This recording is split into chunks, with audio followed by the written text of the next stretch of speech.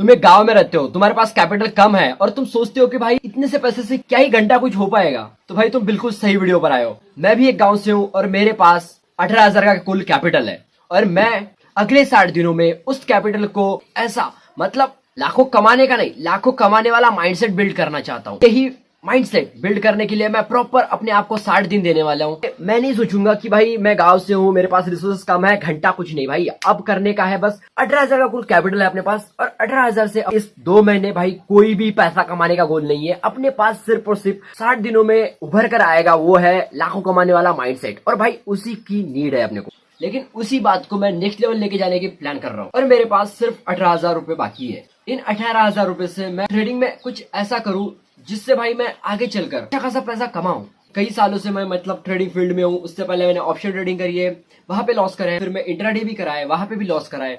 अभी मैं swing trading कर रहा हूँ।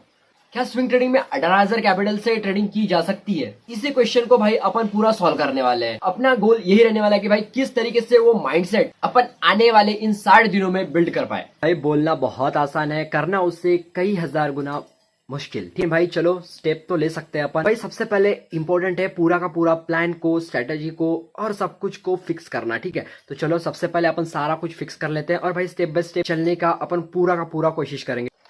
तो सबसे पहले अपन बात करते हैं अपना कैपिटल का। ठीक है, कैपिटल अपना होने वाला है भाई, यहाँ पे अपना कैपिटल होने वाला है 18K का। ठीक है, 18,000 का अपना कैपिटल फिक्स है भाई। उसके बाद अपन स्ट्रेटेजी को फिक्स करेंगे।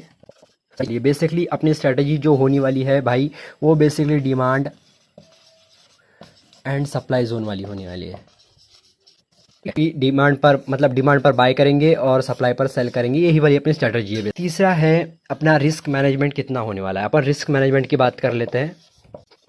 अपना रिस्क मैनेजमेंट क्या होने वाला है? रिस्क मैनेजमेंट भाई बेसिकली 18K का 1% कितना होगा? इसका 1% होगा 180 रुपया। ठीक है, तो 180 रुपया पर ट्रेड अपना रिस्क मैनेजमेंट होने वाला है। ठीक है, इसका 1% अपन रिस्क लेने वाला है। ये भी फिक्स हो गया भाई। ठीक है, तो भाई ये फिक्स हो गया। उसके बाद भाई कुछ चीजें हैं जिनको अपने को फॉलो करना है। ठीक है, उसके बाद भाई कुछ ऐसी चीजें हैं जिनको मेरे को रेगुलरली फॉलो करना है। जर्नल लिखना है भाई, रेगुलरली मेरे को जर्नल मेंटेन करना ही है। पांचवा जो है भाई मतलब वीकली रिव्यू करना है कि भाई वीकली में पूरी चीजों को रिव्यू करना है कि भाई मेरी स्ट्रेटेजी के अकॉर्डिंग मैं चल रहा हूँ, नहीं चल रहा हूँ, अपना रिस्क मैनेजमेंट क्या है, उसे भूल तो नहीं गया। 2 चीजों को ज्यादा से ज्यादा फोकस करना है। पहली चीज अपन प्रॉपर अपने स्ट्रेटेजी को फॉलो कर रहा है, नहीं कर रहा है भाई, वो सबसे ज्यादा इंपॉर्टेंट हो जाता है। उसके बाद भाई मैं रिस्क मैनेजमेंट को फॉलो कर रहा हूँ, नहीं कर रहा हूँ, क्योंकि भाई 2 ही चीजें हैं जो अपने को प्रॉफिटेबल बना सकती है और उन्हीं चीजों को अपन अगर फॉलो करते हैं तो भाई डिसिप्लिन अपने आप बिल्ड होता रहेगा। और यही चीज है। तो भाई सबसे पहले इन दोनों चीज पर बहुत ज्यादा फोकस करना है। इसके लिए मुझे जर्नल मेंटेन करना बहुत ज्यादा इंपॉर्टेंट होगा। ठीक है, जर्नल मेंटेन मैं रेगुलरली करता रहूंगा। और भाई सबसे लास्ट में आता है जो कि भाई अपने प्रोग्रेस को दिखाएगा कि भाई अपन सच में प्रोग्रेस कर रहे हैं या नहीं कर रहे, वो है वीकली रिव्यू। ठीक है, वीकली रिव्यू अपन करते रहेंगे कि भाई क्या अपना वीकली में क्या हुआ है, क्या नहीं हुआ है, किन चीजों को अपन ने फॉलो करा, कौन सी गलतियां हुई, ये सारी चीजों को अपन इन सारी चीजों को अपन फॉलो कर रहे हैं, नहीं कर रहे, सारी चीजों को ट्रैक करेंगे और उसको रिव्यू करेंगे कि भाई सही जा रहे हैं या गलत जा रहे हैं या कुछ गलती हो रही है अपने आप से। ठीक है, बस इन्हीं चीजों को रिव्यू करते रहेंगे तो भाई अपन सही ट्रैक पर है ये अपने को मालूम चलता रहेगा। तो बस यही चीजें हैं, इसी बात है। मैं कोई टाइम पास नहीं करूंगा, अभी मिलते हैं डायरेक्टली अपने ग्राउंड पर। मेरा कैपिटल, ये रही मेरी स्ट्रेटेजी, ये रही मेरी जर्नल। सारी चीजों को फॉलो करके भाई एक सिस्टम बिल्ड करना है मेरे को। इन 60 दिनों में मुझे एक डिसिप्लिन ट्रेडर बन के ही दिखाना है। तो देखते हैं भाई मैं इन चैलेंज को फॉलो कर पाता हूँ या नहीं। मैंने स्टेप ऑलरेडी ले रखा है और भाई अभी ये मेरे यहाँ पे दोनों ट्रेड चल रही है। ठीक है भाई, अभी प्रॉफिट लॉस जो भी है भाई चल रहा है। अभी अपन डायरेक्टली वीकली रिव्यू करते रहेंगे। ठीक है, आने वाले 60 दिनों तक मुझे इससे ही रेगुलर चलना है। भाई आज है संडे और भाई आज का मेरा सारा का सारा एनालिसिस, सारा का सारा प्लान सब कुछ सेट है। ठीक है, कल से मंडे है, कल से मार्केट ओपन होने वाला है, तो भाई पूरा प्लान इंप्लीमेंट होगा कल से। भाई तुम्हें पूरा का पूरा प्रोसेस देखने को मिलने वाला है कि भाई किस तरीके से क्या एक लूजिंग ट्रेडर एक प्रॉफिटेबल ट्रेडर बन सकता है या फिर नहीं। तो भाई चलो देखते हैं।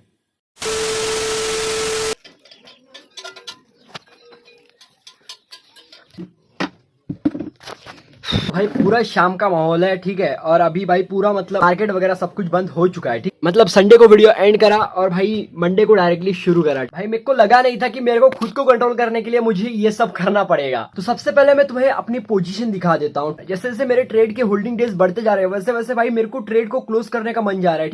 हर बार यही हो रहा है, ट्रेड मेरे फेवर में जा रही है तो भाई बहुत बढ़िया सेटअप है, बहुत तगड़ा सेटअप है। लेकिन जैसे ही मेरे फेवर में मतलब इतू सा भी परसेंट, मतलब 1% भी थोड़ा सा भी डाउन चली जाए ना तो भाई मैं उस अपने सेटअप पर शक करने लगता हूँ यार। अपने सेटअप पर पता है मैंने फ्लॉ निकालने शुरू कर दी कि भाई सेटअप में ही गलती है। मतलब एनालाइज करना शुरू किया, फिर मेरे को लगा कि भाई यहाँ पे सप्लाई जोन है इसलिए यहाँ से वापस जा रहा है, यहाँ पे ईएमए का सपोर्ट आ रहा था इस वजह से वापस जा रहा है। भाई मतलब अब तो ना एक चीज को फोकस ही नहीं कर पा रहा हूँ। मतलब जो सोच के मैंने ट्रेड लिया था उसी पर शक कर रहा हूँ मैं आखिरकार। मतलब भाई मेरे को चैलेंज के स्टार्टिंग में ही ऐसी प्रॉब्लम आ रही है, मेरे को हंसी आ रही है खुद पे। सही में मैं सुबह खुद को कंट्रोल नहीं कर पा रहा था। मेरे को ऐसा लग रहा था कि भाई यहाँ पे गलती है, यहाँ पे एग्जिट हो जाता हूँ, मैं यहाँ से एग्जिट हो जाता हूँ।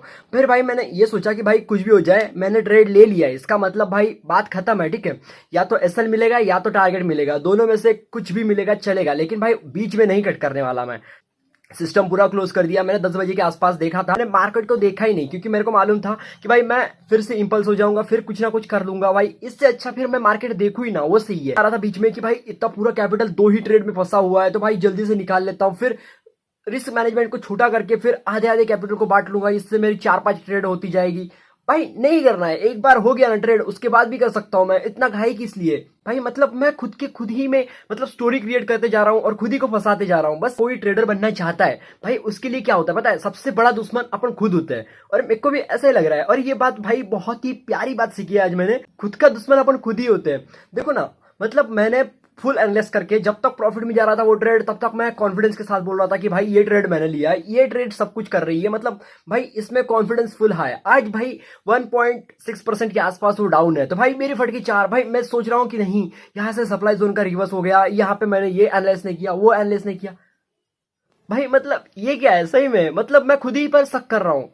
देखो यहाँ पे अगर एसएल मिल जाता तो भाई मैं यहाँ पे एनालाइज करता कि भाई गलती किस वजह से हुई है, लेकिन भाई चालू ट्रेड में मैं ऐसा सोचूंगा और बीच में काट दूंगा, ये तो सही नहीं है। क्या मैं पहले ट्रेड में बोल रहा था कि भाई कुछ मिस आउट हो गया मेरे हाथों से, हाँ मानता हूँ ठीक है मिस आउट हो गया भाई, लेकिन उससे मैंने फिर एसएल को अपना छोटा कर लिया और भाई ज्यादा से ज्यादा मतलब पिछले मतलब मंथली वीकली और भाई क्वार्टरली का सपोर्ट है। तो भाई अगर एक चीज अपने साथ में नहीं है तो क्या दिक्कत आ रही है, कोई दिक्कत नहीं है, चलो चला जा सकता है। इस वजह से भाई मैंने खुद को समझाया कि भाई ठीक है तूने किया था एनालाइज, बात एक थी कि एक चीज मिस हो गई, चलता है, एसएल हो गया वो भी ठीक है भाई एक्सेप्टेबल है। 200-150 ज्यादा जाएगा क्योंकि भाई इसमें मैंने रिस्क मैनेजमेंट थोड़ा अलग यूज किया था और इसमें अभी मैं जो करने वाला हूँ इसमें थोड़ा सा अलग होने वाला है। इस वजह से भाई मैं सोच रहा था कि मैं इसे जल्दी से जल्दी काट दूं, लेकिन नहीं काट नहीं सकता, या तो एसएल लूंगा या तो टारगेट लूंगा, भाई बात खत्म है, चाहे कितना भी होल्ड करना पड़े। ठीक, खुद से एनालाइज किया तो भाई खुद पर भरोसा भी रखना जरूरी है। तो भाई यही चीज मेरे को मतलब बात पे खटक रही थी और भाई ये शेयर करना बहुत जरूरी समझा मैंने। तो स्टार्टिंग में अपने को ये प्रॉब्लम आ सकती है और आएंगी, डिसिप्लिन ट्रेडर बनना है तो भाई इन चीजों को भी फेस करना पड़ेगा। देखो ना, मतलब